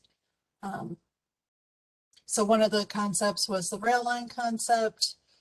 And we had talked about adding perhaps a splash pad, put some garden space, some different uses, splash play, also creating a walking loop, some outdoor gathering space, and then also maybe some wintertime use that, you know, maybe some ice or things like that that could be introduced to create more of a year-round usable space for these areas. We had a, I was going to say, for these concepts, we had a bunch of questions we were going to be asking the public. And as we get ready to launch these concepts again and revive these projects for each of these parks, we want to really just take a moment and make sure we are thinking about how our park spaces are being used. The Creek Corridor, 4 different elements were really talked about for that. We had talked about spines, creating different walking loops, making sure we connected to destinations, but also make sure we're creating consistent habitat along that connection. We talked about the 3 different reaches of the park. Pickering Reach, we had some gaps and priorities just south of I-90 there. Old Creek, or excuse me, Old Town Reach, say that 3 times fast. You know, we have some gaps again with some habitat, but also some trail connections and how we might be able to improve some trails, but also create some Old Town loops that if you lived in those neighborhoods, you could go take a walk and get to your destinations, but as well as have a sense of space and experience as you're doing that. And then the last one was a Issaquah Valley Reach. How can we connect into our foothills area, identify some habitat gaps as well, but how can we create some loops, both in trails, but walking, and really start connecting our system from the south all the way up to Lake Sammamish State Park. So as part of the Anchor kickoff, as we try and revive this project, we're going to be, as I mentioned earlier, we launched all of these projects with all the public engagement, all collectively.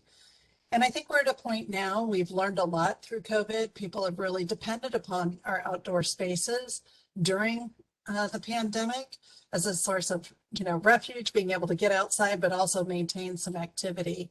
And so this is really a good time for us to start separating these projects and really do a more focused approach for each of these parks. So Veterans Memorial Field, Tibbetts Valley Park, and Creek Corridor, we'll break those apart and we'll start dealing with them individually. As we start this kickoff as well, we're also going to be conducting a citywide athletic field inventory and needs assessment.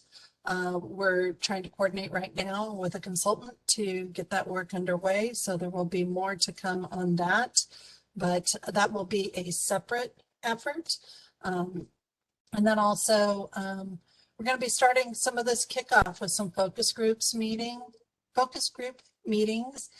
And we want to share some of the prior public engagement that we had, you know, the concepts that we came up with, but we also, how did the pandemic change park use? Have your parks needs changed? And other questions. And so we're here tonight to really start picking your brains as a park board and a steering group as to any advice you may have for us.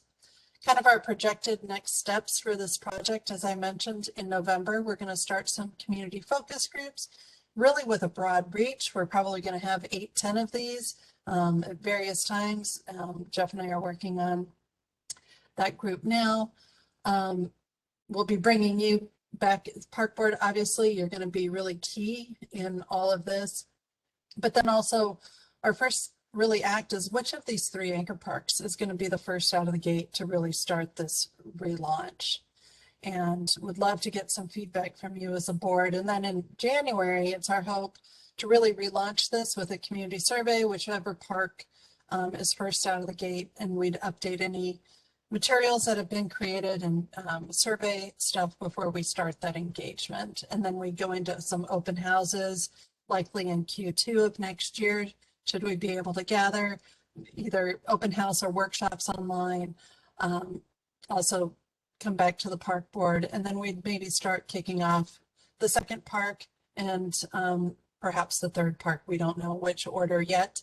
And then obviously we'd stagger on with the third or second park as we continue on down the road, but try and wrap up later in this year the final vision for the first park that we'd be kicking off here this November. So with that, what I'm here to quickly speak with you about, being mindful of our time tonight, is what are your thoughts on relaunching? I see some hands pop up. Great. What are your thoughts on relaunching this work? And also, as part of that, are there any thoughts on sequencing of the 3 anchor park projects? Would love the board's advice on this. Okay, Marlene, I saw your hand. Let's start with you first. Okay, great. I'm really excited that we're kicking this back off. I think one of the reasons I wanted to join the park board was to have a hand in helping shape sort of the future of these parks. So it's really exciting to see the work come back again. I think I like the thoughtful nature of how have things changed since we did this work in the past. I think I would like to advocate for Tibbetts Valley Park for a couple of reasons. I would love to understand how the new middle school being built will impact the use of that space and sort of what is different, because I don't think that decision was made back when we kicked this off. I don't know about you, but as I go pick up my son at Clark and there's kids milling around and having a lot of, I can see that happening. And there's, obviously Old Town where they're going to get yogurt and going and doing stuff. Well, this is a great opportunity for those kids to mill about in the park, in open spaces, whether it's a skate park, et cetera. So I think really figuring out how we're getting, the kids in the middle school or the families or whomever who are going to be in sort of that traffic on 900, maybe we mitigate the traffic by people spending more time at the park, pick them up later. I don't know. But I think there's a real opportunity to figure out how we partner with the school district on what's happening with that middle school, what the field needs are, what they're building, and then how that can integrate into this park, which is so close. I also think with the planned development that's really happening or slated to happen around that area, it just feels like the right place to start for us. Thank you, Marlene. Danielle, you're up.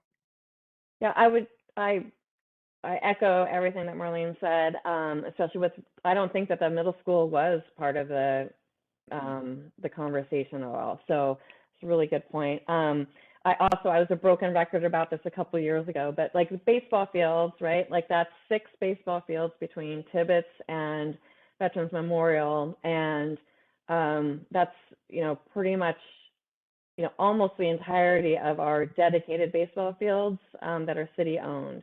And so we really need to be thoughtful about that. And with respect to baseball, one thing that I learned during the pandemic, or that, our family experienced, having a high school aged baseball player, is that we completely rely on the schools in Issaquah for that age group field. And so if the schools are not allowing public use or teams that aren't the high school teams to be using the facilities, that eliminated any games, any high school age games that were not high school. So any club teams, none of those could happen at in Issaquah, unless they happen on the turf fields, perhaps. But those turf fields have limitations as far as being desirable for games. So anyway, it's slightly different. I kind of never had really anticipated that we might, as a city, really want to think about having an actual high school size field. Thank you, Danielle. Any other comments from the board? Ryan, you've got a comment. Okay, we'll do that. I would definitely agree with doing Tibbetts first. I know I sort of joined the board in the midst of the dog park tour, but I think that from what I've heard, that definitely seems like something the community wants. And so doing Tibbetts where it has the more permanent solution to that and has the permanent dog park, I think that could be a good place to start. Took the words right out of my mouth. I think that is a good place to start. I agree with all of the comments that Tibbetts should be the good place to begin with. It's got the most dynamics of so many different opportunities that the other areas are not really focused on as much. So I guess Tibbetts would be my number one choice as well. And I think it seems like it's ready to start splitting these up and start doing them separately. I don't know that there's any real need to keep them together at this point. It would be my opinion. Jeff, can you speak a little bit to kind of what sports outreach? I know that when kind of right before everything got shut down, you were starting to have conversations with the baseball community that actually really does rely on those fields. Have you started that back up? Or we have not started that. Yes, that occurred. No, we have not started that back up again. As Jen mentioned, we're kicking these back off and looking at doing them in a sequence separated way. And really appreciate your feedback on that, because we completely agree now's the right time. That was the intent all along. This is the right time to do that. This, Danielle, is why we also want to kick off that sort of citywide look at our athletic field needs, growth needs, current use. So that assessment work will obviously look at baseball, softball community, but also with an eye given needs of other sports fields or other athletic uses.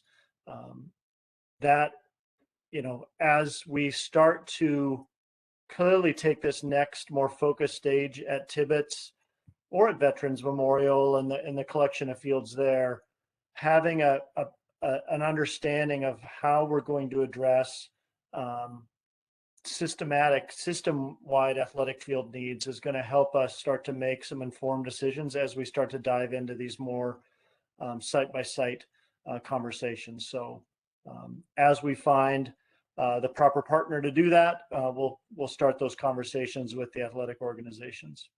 I would say to the extent that we can start those conversations earlier than spring, that would be best, because once kind of spring happens and totally agree. Our goal would be this winter to do a bulk of that work this winter. Yeah. Okay. And then I just also want to say, there are lots of great ways that you can have fields be multi-purpose and still, feel like something. So there's just a lot of good examples of fields that actually feel like a baseball field, look like one, play like one, but also can be used for other sports. And so that I just want to make sure that everybody understands I'm not just advocating for baseball, but. One question I guess I'd have would be in the sequencing of these three different anchor parks, having virtual versus in-person type meetings probably has to play into that in terms of the importance, meaning it may not be for a few months yet before we can actually meet in person. And if that's the case, does that mean one of these other three beyond Tibbetts would be more suitable to have first? That would be more suitable in a virtual environment? I guess that would be just something to think about.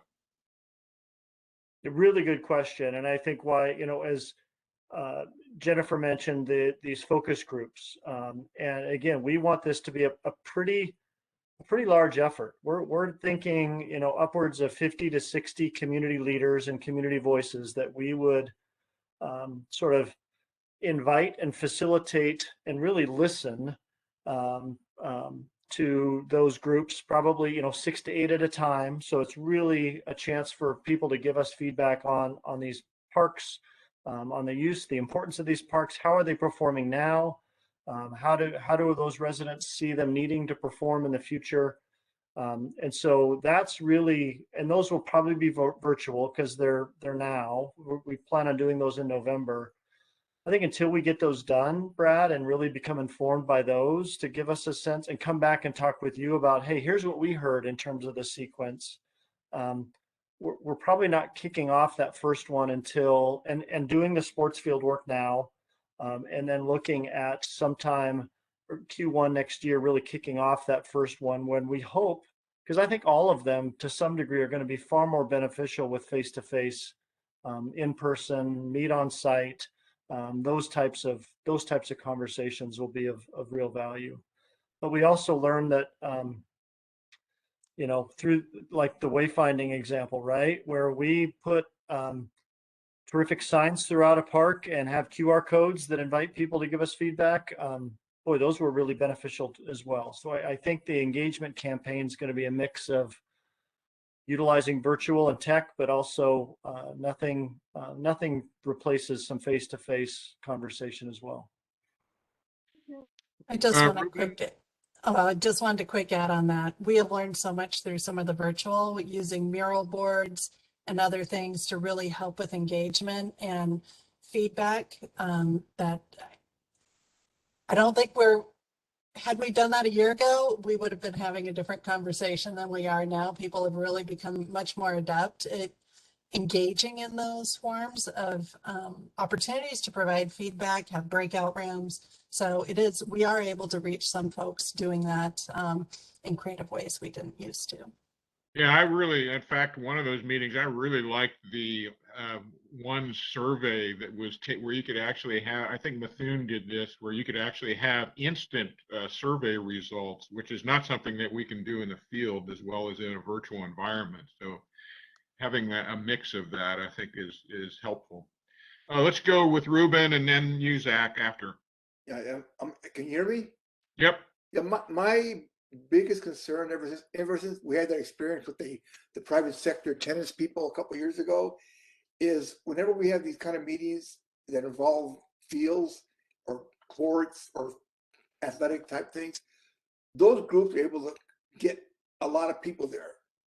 And I guess my concern is, how do we even the people who aren't going to play baseball, who aren't going to play athletic games? That's my only concern, because ever since that tennis experience, all I remember is it seemed like 90% of the people were not from Issaquah. They wanted basically a private tennis club. So I just want to make sure we don't forget and how we get word from the people who are not part of a team. And not that I don't like baseball, I love it, but I just want to make sure we get a balanced viewpoint, because that tennis experience left me kind of like, holy cow, these guys can organize 50 people in 2 seconds. Good point, Ruben. Zach, you had something? Yeah, I was curious as to how like the Mountain to Sound Greenway will factor in with Tibbetts Park, since it's that's that other corridor section that we spoke of earlier between Newport Way and Maple at that intersection, and kind of if that is being factored into the planning for Tibbetts Valley to also maybe incorporate that trail to link those things up while retaining the sycamore trees that were also a concern. Yeah, the trees along Newport. Yeah, great point, Zach. It's something we've already reached out to Public Works wherever Tibbetts falls in the sequence of these. We very much want to engage Public Works in any of the right-of-way planning that they're doing on that right-of-way in front of Tibbetts. We would love for that planning to be done while the work and the planning and the visioning for the park are done. So we can sort of address, I think, the great points that a number of you addressed, right? How are we making decisions that look at some of those iconic trees, that look at the experience we want for that edge of the park and that portion of the park, and how it works with the programming of that right of way, be it Mountains to Sound Greenway Trail, or even just any right of way improvements. So we feel like the timing of this planning effort's good, and that it's coinciding with the work and the planning work that Public Works is doing for that right of way as well. Marlene, go ahead. I just have a quick add, Brad, on the conversation about sequencing versus virtual and in person. And just for what it's worth, I know it can sometimes be hard to get people to an actual location. I know it even in our HOA, where we've had much better attendance at all of our events by having them be virtual. So like just, from kind of the flip side of an in-person event versus a virtual. I think at least in certain age groups, we're finding it's easier for people to jump on a call for, 20, 30 minutes than to try to arrange how to get out of the house at, 7 o'clock at night or whatever it is. So I like the mixed approach because not everything works for everyone, but just wanted to advocate for, I don't think in-person is the only option. I think you'd get a variety of stakeholders with a variety of methods. Yeah, I agree totally on that, Marlene. I think moving forward, we've learned the lesson that having a hybrid is good, to maybe have a little of both, and proper timing, and what and Jen could really determine what's going to work best for the timing of her issues, and because probably all three of these anchor parks, we could probably use a little of both of those strategies. Any other comments, questions on this topic? Not seeing anything. I guess, Jen, give you another 5 minutes. How about for dog park?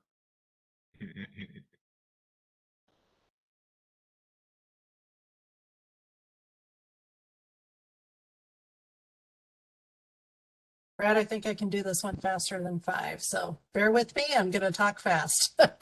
So real quick, we're here to provide you an update on the pop-up dog park tour. Oops. Just real quick, a recap as to where we've been regarding the dog park. Back when the pandemic hit, there were multiple factors that really hit the permanent dog park project. One, the pandemic, we had some budget and staffing issues that took some funding, as well as staff capacity in order to work with it. We also learned the Tibbetts Valley Park Master Plan update was required in order to proceed with adding a dog park at the site.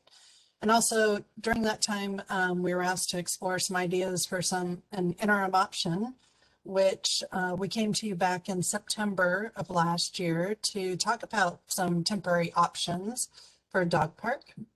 And we proceeded with some pop-up options, not taking our eye off the permanent dog park, but what can we do in the interim to relieve some pressure and need within the community? So last year, this cute little dog was our little mascot for the year for the 2021 pop-up dog park tour.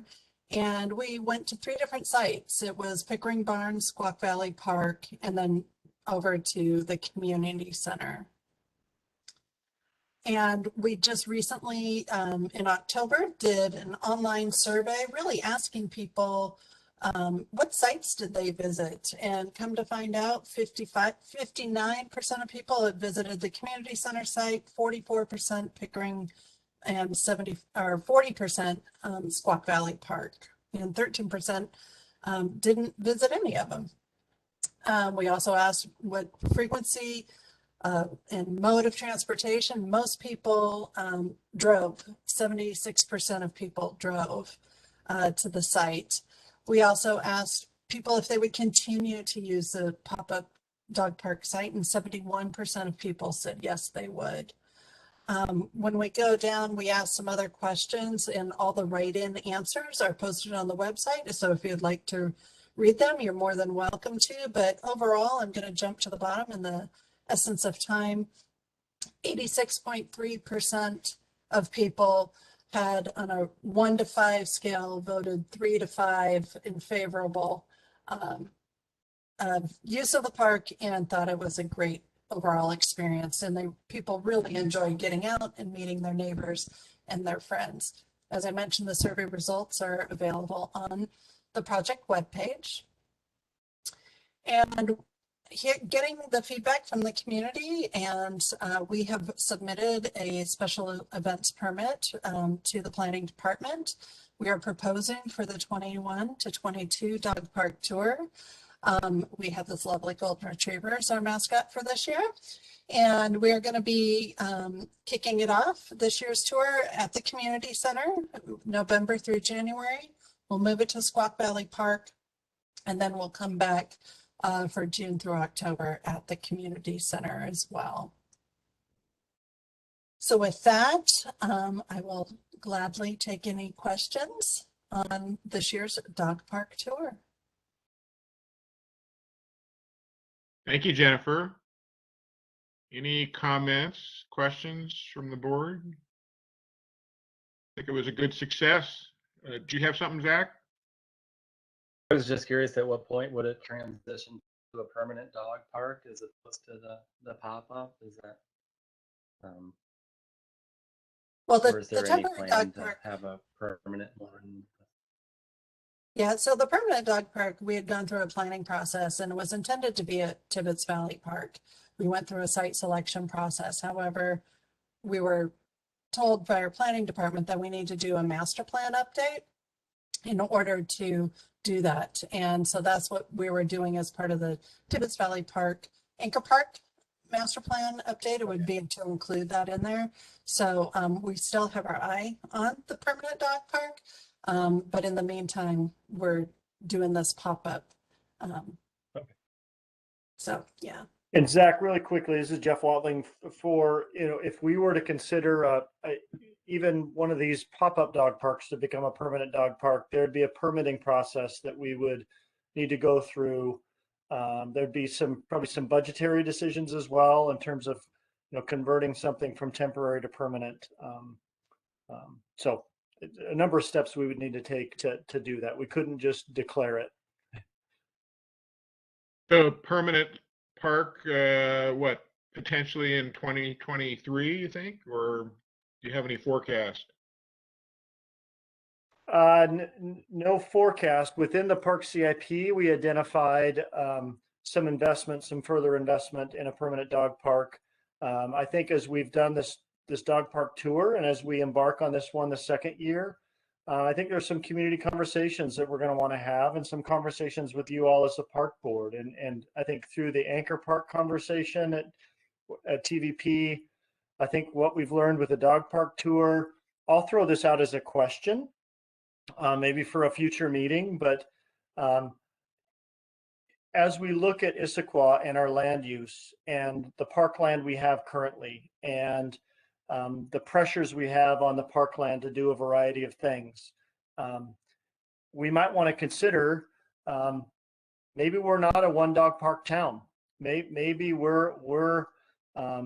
have multiple dog parks within our system, and might we consider a combination thereof, where, as we're planning the dog park at Tibbetts and scaling that for the conversation there, do we consider one of these pop-up sites as well as a permanent dog park? We don't necessarily have to be precluded to one and only one. So more conversation to have throughout 22 as we start to frame up what 2023 looks like.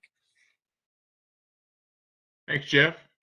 Comments, question, Danielle? The question, do you guys have, can you tell us like how the grass held up and in those various sites, and were there a lot of repairs that had to be made, or was it kind of? Great question. So especially on the field. Yeah, Pickering barn got a little muddy during the season. We were able to, once we moved the park, go in and do some top dressing with some sand, do some light grading and reseeding, and you wouldn't know it got tore up. It looks great. Again, experiencing a little wear and tear in some of the high use areas around the entrance, but something that we can easily address and reestablish in time, especially when the dog park moves to the other site. One thing at Squaw Valley Park, there were a lot of mole activity out there in the green shield. And so we had some dogs that did some digging out there to try and find some moles, but nothing that was catastrophic. It was very easy for park staff to go out and fix and reseed those areas. We needed to contend with the molehills out there anyways, so it ended up being a win-win out there as well. So, is there a reason why Pickering isn't in the tour this next time? Yeah, we weren't getting a lot of use because of COVID restrictions as a rental facility at that time, and so it was a good space for us to be able to use. However, A lot of those restrictions are now lifted, and there's a lot more activity and gatherings and weddings happening at Pickering. So we felt it was best to just avoid potential conflicts with other uses. And so we opted to add an additional round at the community center. Yeah, in particular, demands on the parking lot on weekends or during those rentals. We didn't want to create a community conflict. Any other comments or questions about dog park? Not seeing any. Looks like moving on to director's report. It's up to you, Jeff. Brad, I'm going to let you go first. I have a couple quick updates, but please go ahead as chair. I only had a couple quick things. One is we're going to try and arrange an ad hoc meeting with the group of us four. And Jeff is going to join us for a discussion about the 6-year CIP. And so Jeff's going to put something out here in the near future about a proposed meeting for next week, because he wants to have some feedback before he goes before the task force on the 16th. And it'd be a good time for us to get together and talk about all of that as well. So more on that. We're kind of tentatively looking at Wednesday, but we'll see how that works out. Speaking of task force, I did since our last meeting, I have joined 2 task force meetings, one on October 5th and the other one on the 19th. One on October 5th, really the focus was about revenue sources. So I'm a little more up to beat on that, and I've given some information out to the ad hoc committee about that. Primarily, the main thing for capital on revenue sources for parks. There's some funding coming from the American Rescue Plan, which is kind of a COVID federal CARES Act kind of thing. Several $1 million that's come to the city for that needs to be distributed. Also impact fees, real estate excise taxes, and the Metro Park District, which is kind of one thing that Jeff wants to give us some more information about in our ad hoc meeting next week, as well as to the task force when we meet again in November. That looks to be real curious as a potential sustainability type funding, future funding for parks. So we'll learn more about that. As I understand it, Brad, I'm sorry, as I understand it, the capital funding task force itself is curious about that and is asking for more information. Okay, I just wanted to. Which is why you're involved for the whole invited. Right. Yep. Thanks. And then on the 19th October, our recent last meeting really talked more about city priorities. And the interesting thing about that was a lot of this information that the task force reviewed that came from the city focused more on surveys that have come from the community. And a breakdown of that, really, the interesting thing was parks rated pretty high as to be expected. It was like the 5th highest in terms of importance to the community. But it didn't rank in the top 10 priorities for the city moving forward. And the explanation for that is because parks is looked upon very favorably. And so currently the top 10 priorities are what is the biggest need from the city and what is the lowest performance of all of those needs. So that's kind of still up for discussion, but that's kind of why parks didn't fall within the top 10. And I'm still arguing for that, but we'll see how that goes. So anyway, those are our 2 items in October: revenue sources and city priorities. We'll meet again, and I'm going to continue to update the board at our meetings until we get to the end of this, which is in January. So that's all I had. So I'll move this on to Jeff for his piece. Great, thanks, Brad, and thanks again for serving on that capital funding group and your time on that. Just a quick thank you for tonight. The 2 discussion items, the 2 non-departmental items we had before, just really appreciate your attention and your focus. I know Again, city code is so complex. Title 18 is so complex. These are both conversations, that and Newport, are conversations that are definitely going to continue to evolve with or into 2022. But just understanding there's a really important parks perspective for both of those projects. Really inviting and creating opportunity for all of you to lend voice throughout that process, and not just at the tail end as a real goal that we have. So thanks so much for your time and thoughts on that. To the public comment, I was gonna mention that Dave and Connie, thank you for putting me squarely in the middle of both of you. I guess I just would want to say that that was not my intent in conversations with Dave or Connie. I would say from what I heard tonight, it's a bit of yes to both of what they were saying.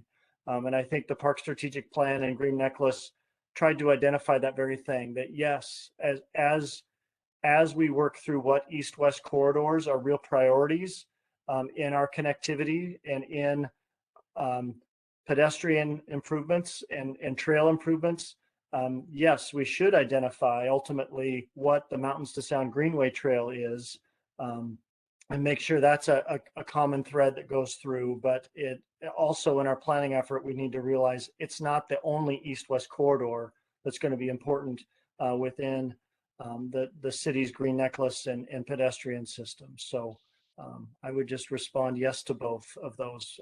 Please don't put me in between the two of you. And then lastly, really fast, along with all of this other work that's going on, we continue to navigate COVID in this post-pandemic world. Most recently, as of today, Monday, October 25th, we are with the revised King County Public Health Order, are now requiring vaccine verification at our recreation facilities. This is true of every recreation facility within King County, so ours included. So the community center, the senior center, the pool, and Pickering Barn all require vaccine verification to take part in programs and services. Recreation staff, we've worked really hard at developing a system to try and do that effectively.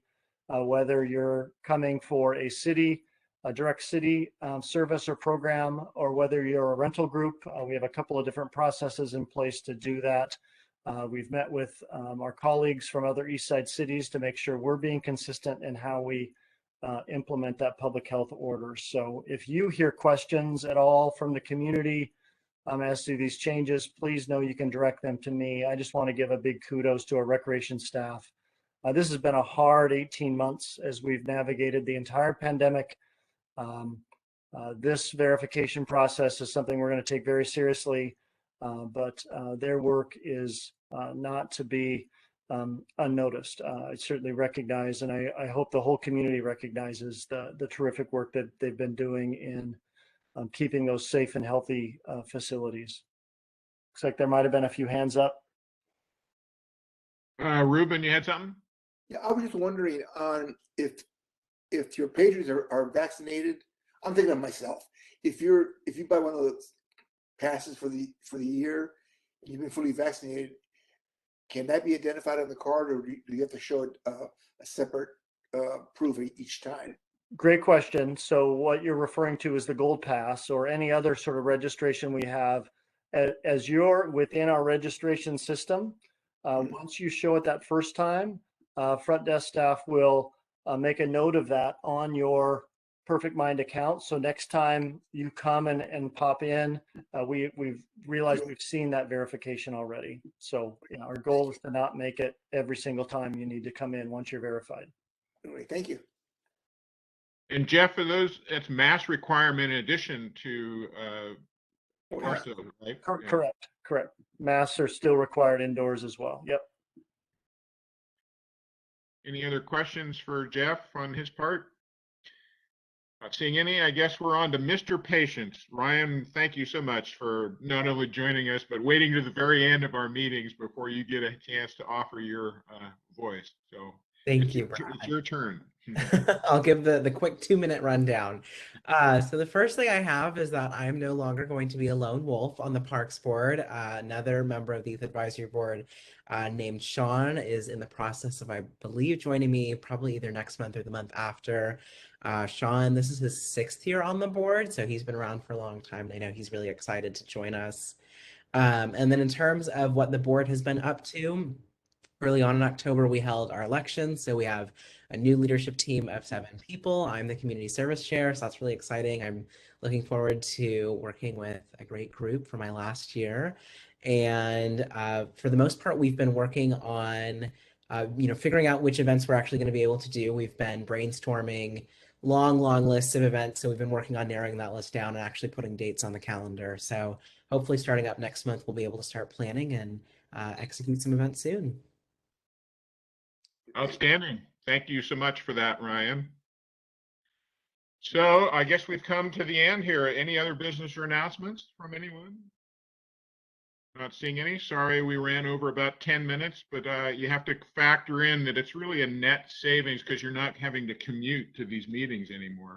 And so in reality, you're actually saving time. So with that, thank you all for your attendance and participation, and we'll all see you next time. And with that, thank you. Meeting is adjourned. Thank you. Hey, thanks. Good night, everybody. Good night. Good night. Everybody. Good night. Good night.